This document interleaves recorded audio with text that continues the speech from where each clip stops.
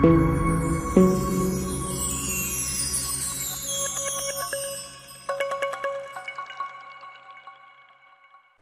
everyone, welcome to a class of 11th account FIGC. Our topic is depreciation.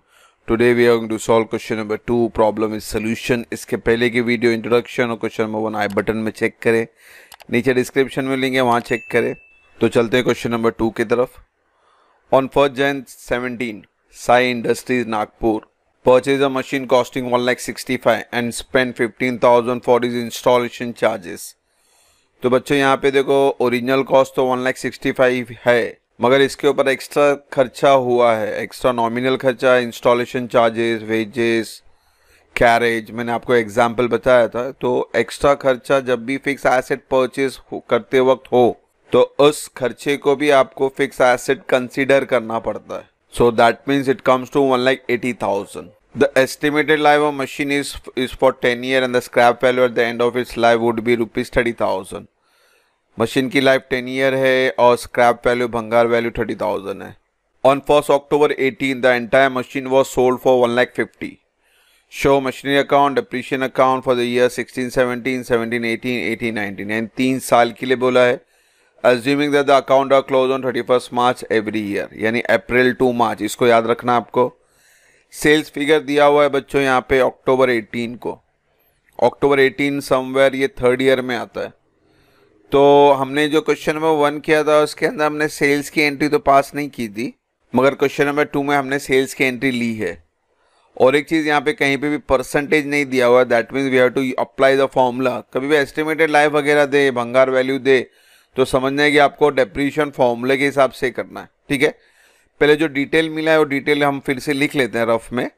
Detail है कि भाई purchase किया गया 1 जनवरी 17 को 165 प्लस 15 दैट कम्स टू 1,80,000। आपको 1,80,000 का कैलकुलेशन करना है बच्चों, 1,65,000 का नहीं। फिर इसके अंदर भंगार वैल्यू थी 30,000, एस्टिमेटेड लाइफ 10 ईयर था, वो भी लिख लेते हैं। फिर आप इसको बेच रहे हो 1,50,000 में 1 October 18 को, ये भी डिटेल लिखना है आपको। फिर आपको बच्चों ईयर एंड करना है 31 मार्च को एवरी ईयर। ईयर एंड का मतलब है कि साल के एंड में आपको डेप्रीशिएशन भी प्रोवाइड करना है, उस पर भी ध्यान देना। और आपको कितने साल का अकाउंट बनाना है बच्चों? 3 साल का। तो सारे डिटेल हमने लिख लिए हैं। तो सबसे पहले हम डेप्रीशिएशन निकालेंगे, फिर थोड़ा सा वर्किंग नोट करेंगे, फिर हम अकाउंट बनाएंगे, मशीनरी अकाउंट, डेप्रीशिएशन अकाउंट।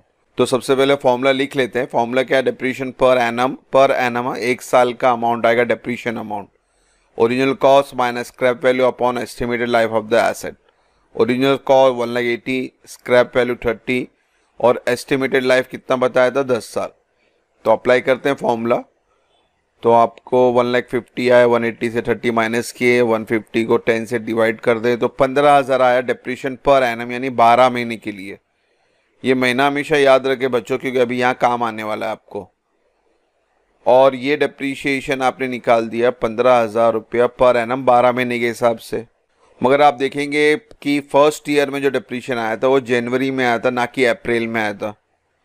तो यहाँ पे ना डेट थोड़ा कंफ्यूजन है, क्योंकि अभी जो 3rd ईयर में सोल्ड हो रहा है वो अक्टूबर में सोल्ड हो रहा है। तो यहाँ पे आपको डेट समझना है बच्चों, बहुत इंपॉर्टेंट पार्ट है। तो डेट पहले आपको समझाओ मैं किस तरह से निकालना है आपको। तो एक रफ में एक लाइन ड्रॉ करें। आपका ईयर एंड 31 मार्च फिक्स है, ठीक है। 17 से शुरू हुआ, यानी अगर शुरू हुआ तो फाइनेंशियल ईयर तो अप्रैल 16 से 31 मार्च 17, ये आपका 1st ईयर बनता। मगर आपका इनिशियल स्टार्ट हो रहा है 1 जनवरी से, तो आप 1 जनवरी से स्टार्ट करें। एक लाइन यहाँ ड्रॉ कर देते हैं, डेट डालते हैं 1 जनवरी 2017। क्या हुआ यहाँ पे बच्चों? परचेज हुआ, तो P लिख दें यहाँ पे आप। तो अब आपको देखना है कि भाई ये जो पहला साल है, ये एसेट जो पैदा हुआ है, तो ये 1 जनवरी से लेके 31 मार्च, पहला साल का बॉर्डर लाइन आपका 31 मार्च है। तो ये महीना कितना हुआ? जनवरी, फरवरी, मार्च, यानी 3 महीना आप इसका इस्तेमाल कर रहे हो।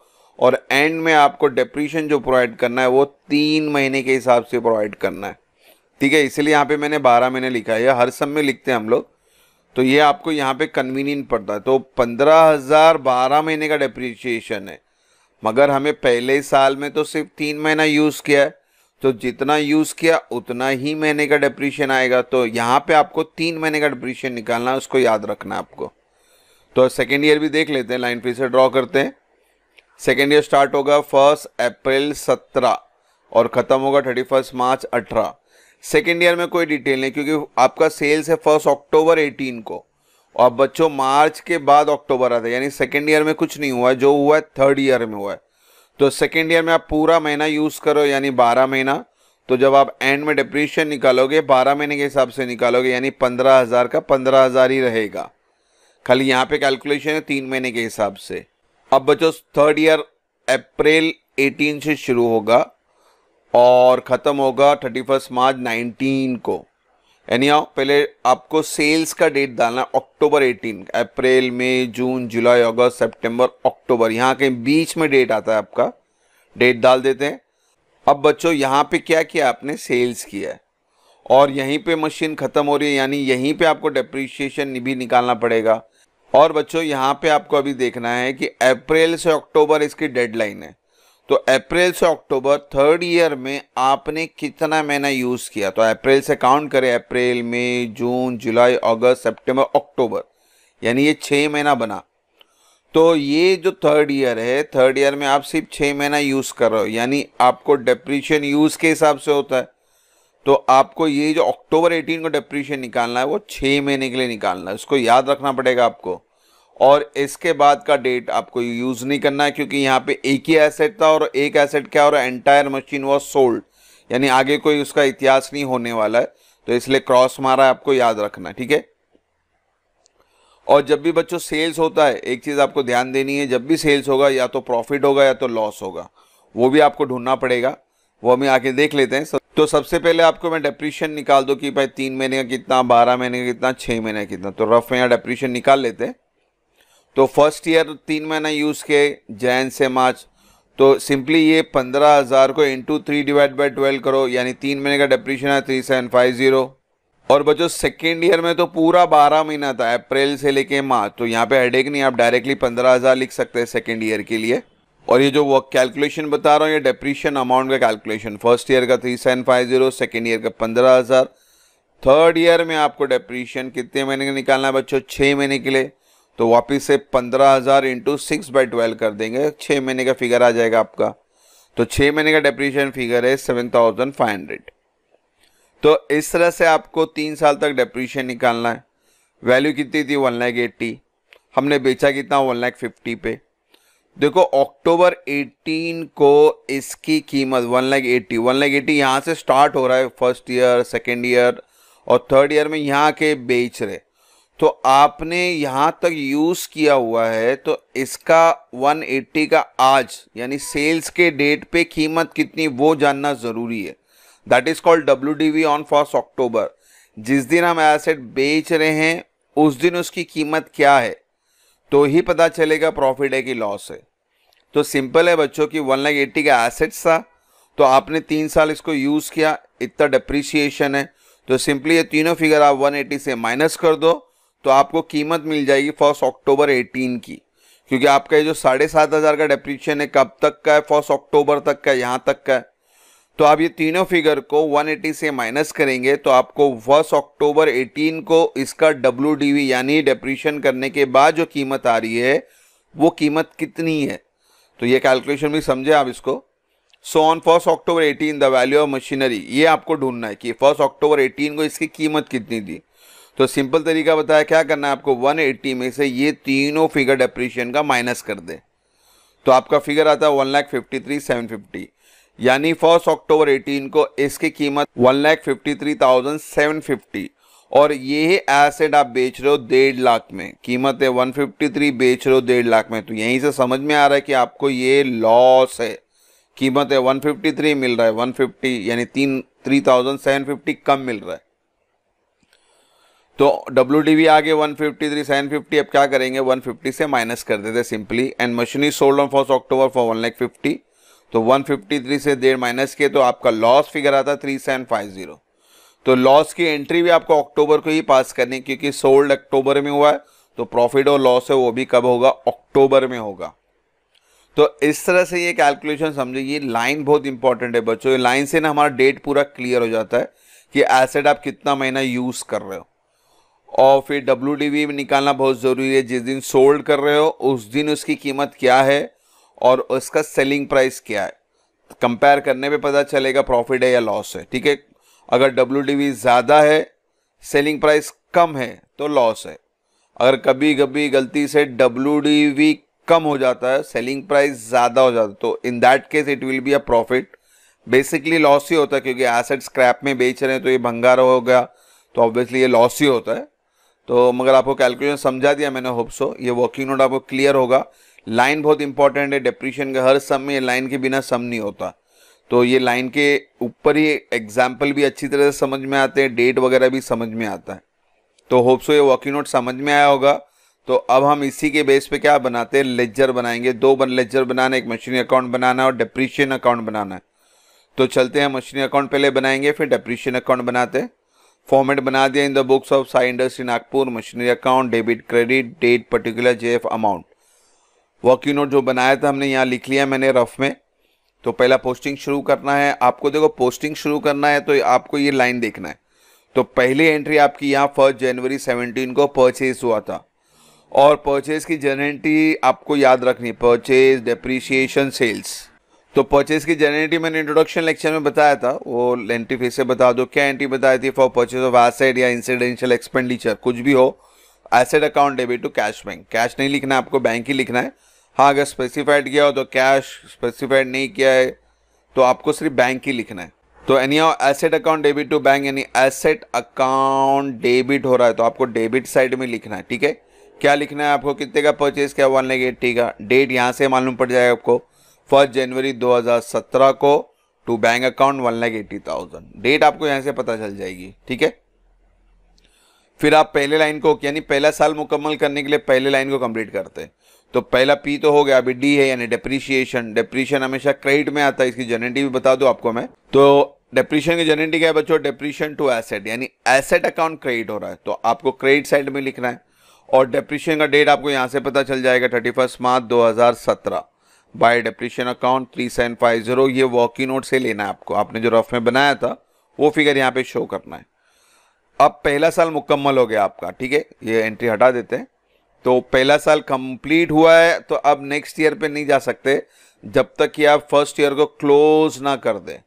तो क्लोज करने का प्रोसीजर तो बहुत सिंपल है, डेबिट और क्रेडिट चेक करो। डेबिट बढ़ा है तो 1,80,000 दोनों साइड लिखते हैं। अब क्या करेंगे? 3750 से माइनस कर दो, बैलेंस आ गया। और बैलेंस हमेशा साल के एंड में, साल का एंड 31 मार्च है तो आप यहाँ लिख दे बाय बैलेंस कैरिड डाउन। और हर कैरिड डाउन क्या होता है बच्चों? Brought down on opposite side. मार्च के बाद अगली डेट क्या होती है? 1 अप्रैल 17, तो यहाँ लिख दिया 1 अप्रैल 17 टू बैलेंस कैरिड डाउन के बाद ब्रॉट डाउन, सेम फिगर लिख दिया हमने। अब सेकेंड ईयर में आ गए तो वापस से लाइन पे आ जाओ। सेकेंड ईयर में कोई एंट्री नहीं है, लास्ट में आपको डेप्रीशिएशन प्रोवाइड करनी है। डेप्रीशिएशन हमेशा कहाँ आता है? क्रेडिट में। डेट यहाँ से नहीं समझ में आया तो आपको लाइन से डेट मिल जाएगी 31 मार्च 18, तो यहाँ लिखते हैं 31 March 18 by depreciation account. Second year का डेप्रीशिएशन कितना बताया था? 15,000, तो सेकेंड ईयर का डेप्रीशिएशन 15,000 कॉपी कर दें। अब सेकेंड ईयर में और कोई एंट्रियाँ नहीं है, यानी इसको क्लोज करना है। डेबिट ही बड़ा है, डेबिट का टोटल दोनों साइड, इसको 15,000 से माइनस कर दो तो आपका बैलेंस कैरिड डाउन आया 161,250। Again balance always on the last date carried down, और हर कैरिड डाउन को ब्रॉट डाउन नेक्स्ट ईयर में जाएगा। तो 31 मार्च 18 के बाद अगली डेट आती है 1 April 18 to balance brought down, same figure copy करें। अब आ रहा है हमारा थर्ड ईयर, और थर्ड ईयर में आपको एंट्री ध्यान देनी है, सेल्स भी है, डेप्रीसिएशन भी है और लॉस भी है। तो सबसे पहले मैं आपको बताऊंगा सेल्स की एंट्री। देखो ये जर्नल एंट्री बताई थी मैंने इंट्रोडक्शन में, यहाँ पे फिर से बता दूं। For sale of asset eight loss, profit की भी बताई थी, नॉर्मल सेल्स की भी बताई थी। इंट्रोडक्शन वीडियो देखें बच्चों इसलिए, तो उसमें आपको कंप्लीट जनरेटी एक साथ मिल जाएगी। एनीहाउ सेल लॉस पे हो रहा तो एंट्री क्या आपकी? Cash bank account debit, loss on sale of asset account debit to asset account, यानी एसेट अकाउंट क्रेडिट होगा। और डेबिट में आपको ये दोनों नाम लिखने पड़ेंगे, बैंक अकाउंट भी लिखना पड़ेगा, लॉस भी लिखना पड़ेगा। बैंक यानी सेल्स फिगर 1.5 लाख है, लॉस फिगर आपने निकाला 3750, ठीक है। और डेट क्या है आपकी? 1 अक्टूबर 2018, तो आपको सारी एंट्री उसी डेट में पास करनी। पहले बैंक लिख दिया हमने, सेल्स फिगर आपने रफ में लिखा था 1.5 लाख, वो लिख दें। अगली एंट्री है लॉस की, लॉस का फिगर है 3750 और डेट विल रिमेन सेम। तो डेट वही डाल देते हैं। By loss on sale of machinery account, आप पूरा लिखे हैं, जगह नहीं थी मैं इसलिए एम लिखा हूँ, आप पूरा लिखें, मशीनरी अकाउंट लिखें। तो बच्चों ये एंट्री हो गई और फिर इसी डेट पे आपको डेप्रीशिएशन भी प्रोवाइड करना है। तो थर्ड ईयर का डेप्रीशिएशन कितना था 7,500, तो 1 अक्टूबर को बाय डेप्रीशिएशन अकाउंट 7,500। तो सारी एंट्री हमारी मुकम्मल हो गई है। तो अभी इसको भी क्लोज कर देते थर्ड ईयर को। थर्ड ईयर को क्लोज करने का भी इंपॉर्टेंट चीज़ बता रहा हूँ मैं, क्योंकि देखो एसेट एक ही था और बिक गया, तो जब भी एसेट बिक जाता है तो थर्ड ईयर में आपको बैलेंस कैरिड डाउन नहीं आएगा, क्योंकि एसेट सोल्ड हो गया, तो there will be no balance, यानी दोनों साइड का अमाउंट आपका सेम आना चाहिए। तो आपका दोनों साइड का फिगर 161 250 आ रहा है, टैली हो रहा है, क्योंकि एसेट सोल्ड हो गया है, इसलिए हमेशा टैली होगा, इसको भी याद रखना। और आपको आंसर चेक करने का पता भी चल जाएगा, एसेट अगर बिक रहा है, एक ही एसेट है और पूरा का पूरा एसेट आप बेच रहे हो, तो लास्ट में क्या होना चाहिए, वो टैली होना चाहिए, ठीक है। तो जनरेटी हटा देते हैं। तो इस तरह से पूरा ये हमारा लेजर कंप्लीट हुआ है बच्चों। अब इसी मशीनरी अकाउंट के नीचे आपको बनाना डेप्रीशिएशन अकाउंट, और मशीनरी अकाउंट के बेस पे ही डेप्रीशिएशन अकाउंट बनता है, बहुत सिंपल होता है। अभी मैं नेक्स्ट स्लाइड पे जा रहा हूँ, आप इसी के नीचे ड्रॉ करेंगे। तो देखो मशीनरी अकाउंट फिर से यहाँ ले लिया मैंने, डेप्रीशिएशन अकाउंट बनाना बहुत सिंपल है। डेप्रीशिएशन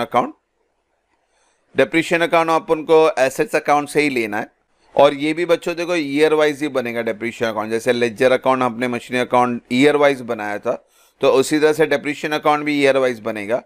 तो आपको मशीनरी अकाउंट में जाना है फर्स्ट ईयर में, ये फर्स्ट ईयर का कॉलम है, इसके अंदर आप देखें डेप्रीशिएशन क्रेडिट साइड है। तो मशीनरी अकाउंट में क्रेडिट है, तो डेप्रीशिएशन अकाउंट में डेबिट साइड आएगा। Date will remain same 31 March 2017, figure यही रहेगा 3750, ठीक है। आपको कुछ हेडेक नहीं लेना है, खाली ये क्रेडिट का यहाँ पे डेबिट में लेके आना है, और याद रखना है कि ये मशीनरी अकाउंट से आ रहा है, ठीक है। और कोई डेप्रीशिएशन नहीं है यहाँ पे, क्योंकि देखो आगे जब हम चलेंगे मेन सम करेंगे तो आपको 2-3 डेप्रीशिएशन आएगा एक ही साल में, तो उस चीज़ को ध्यान देना। इसलिए हमेशा बताऊँ डेप्रीशिएशन कितनी बार लिखा चेक करें, एक बार लिखा है तो एक बार लिख रहे हैं एनी हाउ। तो यहाँ पे तो एक ही है, तो इसको क्लोज कर सकते हैं हम लोग। और डेप्रीशिएशन क्लोज करने के लिए डेप्रीशिएशन शिफ्ट करना होता है। डेप्रीशिएशन हमेशा वो भी याद रखें कि 31 मार्च को होता है ईयर एंड में। और डेप्रीशिएशन हमारा नॉमिनल एंट्री है, आपको इंट्रोडक्शन में बताया था, नॉमिनल यानी पीएनएल एंट्री है। तो आपको ये डेप्रीशिएशन फिगर हर साल को पीएनएल में ट्रांसफर करना है। उसकी जनरेटी बताई थी मैंने आपको, क्या जनरेटी बनाई थी, पीएनएल टू डेप्रीशिएशन अकाउंट, यानी डेप्रीशिएशन अकाउंट में क्रेडिट साइड लिखना है आपको। क्या लिखना है, पीएनएल लिखना है। क्या फिगर, यही फिगर आएगा, क्योंकि यही फिगर जाने वाला है।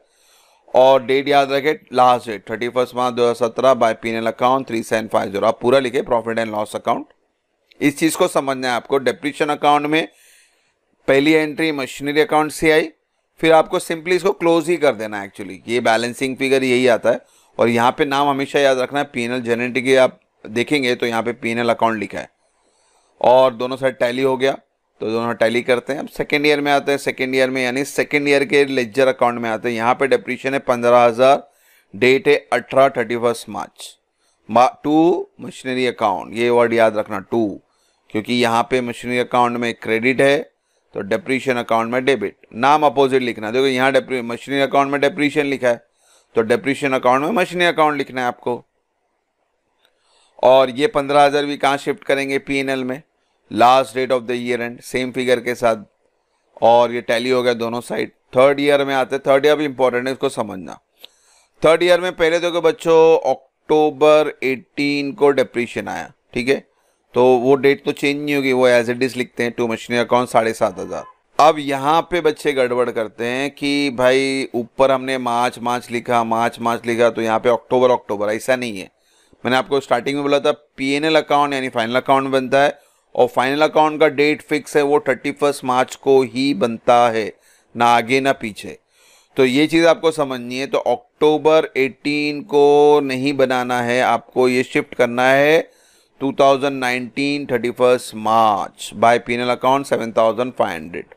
ये डेट इंपॉर्टेंट है, क्योंकि पीएनएल यानी फाइनल अकाउंट हमेशा 31 मार्च को ही बनता है। आप कभी भी बेचो, जनवरी में बेचो, फरवरी में बेचो, कभी भी बेचो, मगर डेप्रीशिएशन जो शिफ्ट होता है पीएनएल में, ये हमेशा ईयर एंड में ही होगा, क्योंकि फाइनल अकाउंट में बनाते हैं और फाइनल अकाउंट ईयर एंड में बनता है। तो ये इंपॉर्टेंट पार्ट था इसके अंदर। तो एनीहाउ इसको भी क्लोज कर दे, दोनों साइड टैली हो गया हमारा। तो बच्चों इस तरह से आप मशीनरी अकाउंट डेप्रीशिएशन अकाउंट बनाए, और ऊपर नीचे बनाया, ये स्क्रीन पे लाने के लिए मैंने अलग अलग स्क्रीन पे बनाया। आप मशीनरी अकाउंट के नीचे ही डेप्रीशिएशन अकाउंट बनाए, होप सो कोई डाउट ना हो, इंशाल्लाह नेक्स्ट वीडियो में जल्दी मिलेंगे। Thank you for watching the video. God bless you.